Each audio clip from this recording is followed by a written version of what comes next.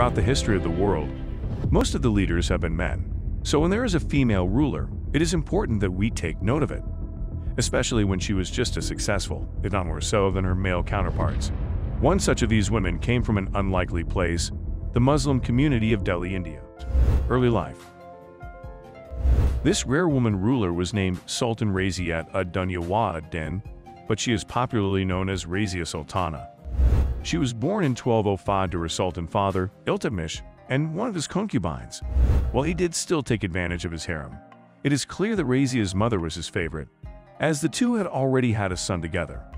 At the time, it was not very common for one woman to bear the sultan more than one child unless he very much liked her. On top of this one full-blooded brother, Razia had several half-brothers through other women in Iltutmish's harem. While growing up, Razia was allowed to learn military skills alongside her brothers and was a particularly good archer. This was highly unusual for the time, as girls were not supposed to engage in such masculine activities. However, she was her father's obvious favorite child. On top of learning the physical skills needed to be a warrior leader, he let her be with him while he handled state matters. This taught her the ins and outs of running a kingdom from a young age.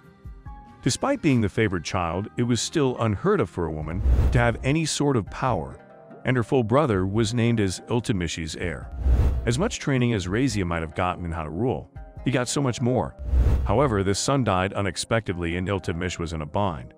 Allegedly, he did not see his other sons as being fit to rule, as they were too interested in living up their lavish lifestyles. Iltutmish, though, knew his daughter's capabilities and saw great potential in her, so much so that he considered leaving the job to her. While on a military campaign, he took a risk and left Razia temporarily in charge of Delhi. It was after he returned and was impressed at how smoothly things were going that he officially named her his heir, Sultan Razia. The nobles, of course, did not support this decision made by Iltutmish, and upon his death, made one of his other sons Sultan instead of Razia. However, he was such a poor ruler that many of the nobles rebelled against him and had him and his mother killed. The political situation in Delhi became tumultuous, and it was a dangerous time to be noble, as the different factions were having each other killed. It was during that turmoil that Razia saw her chance to seize power, despite the fact that there was a group that was plotting to have her killed. Her rise to power was in large thanks to the general public. Most of the nobles were against her becoming sultan, but it was because of the devotion of the people that she was able to take the throne. Finally, on November 10, 1236, Razia was finally crowned as the sultan, bringing an end to the bloodshed. Interestingly, there was no title for a female ruler, so she used the masculine title of sultan. Sometimes people refer to her as sultana, but this is an incorrect term, as it means the king's wife. On top of taking the masculine title, she also wore men's clothing. This scandalized the Muslim elite, who could not believe that this woman would show her face in public and not wear a veil. Although she was a Muslim, she did not rule as a Muslim leader, but as a secular one. She made efforts to keep her Hindu subjects in mind when making decisions, and try to get rid of a long-standing tax that was put on non-Muslims. However, the Muslim noble class was strongly opposed to this. Though she only ruled for less than 4 years, Razia did a lot of good during her reign. She reformed several aspects of the government and encouraged trade. Through many of her endeavors, she created jobs and helped to support scholars and craftsmen, and was a huge patron of the arts. Most importantly, Razia was a leader for the people, not the elite. After all, it was the people that got her the job. She had streets, wells, and schools constructed. She opened libraries and other institutions that allowed for research on the Quran to be done. It wasn't just Muslim institutions that she supported, though. She also had the works of philosophers brought in to be studied, as well as Hindu literature and works. Love in the beginning of the end. Razia had a childhood friend named Mamluk Sultan ad-Din al-Tunya. He stuck by her side through thick and thin and supported her all through the tumultuous times leading up to her accession to the throne. The two were very much in love with one another, and she rewarded him for his loyalty by making him the governor of Bathinda. Some have speculated that it was through his constant support that she was able to be so successful in her rule. This may have some credence, as it was not until after he left for Bathinda that the Muslim nobles began to conspire against her. The beginning of the end for her was when she became close with an African slave-turned-nobleman named Jamal ad-Din Yaqut while al-Tunya was away.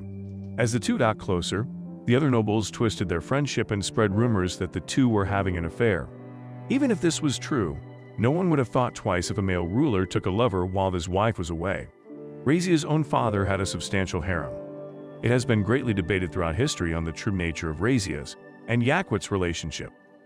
Some believe the rumors spread by the Muslim nobles since the two shared a much more close relationship than she did with any of the other nobles.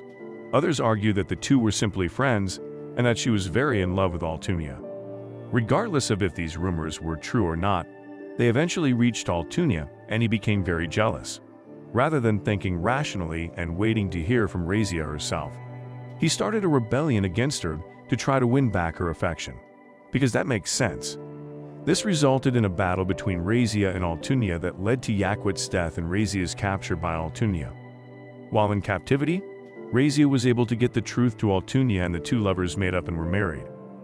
When Altunia returned to Bathinda, Razia went with him. This left a power vacuum in Delhi, and one of her half-brothers, with the support of 40 chiefs, declared himself to be the Sultan. Razia and Altunia quickly made their way back to Delhi, with an army to take back her throne. However, they were defeated by her brother in battle on April 20th, 1240. The two fled from the city and their forces quickly deserted them. After a few months of hiding, the two of them were captured and killed on October 15th, 1240 by a community of Hindu called the Jats. There is quite a bit of debate over where her gravesite is. Many believe that she rests in a courtyard in Delhi near Turkman Gate, while others say she is buried in Kaithal. Still others say that her resting place is in Tonk, Rajasthan. Although her reign was short and surrounded by violence, she is remembered as having a good and peaceful reign. Today, she is remembered as the first female Muslim ruler in South Asia and the only one to ever rule over Delhi. What an eventful life. Do you think she became lovers with Yaquit, or was that simply a rumor that the nobles spread to discredit her? Don't forget to like and follow for more crazy histories.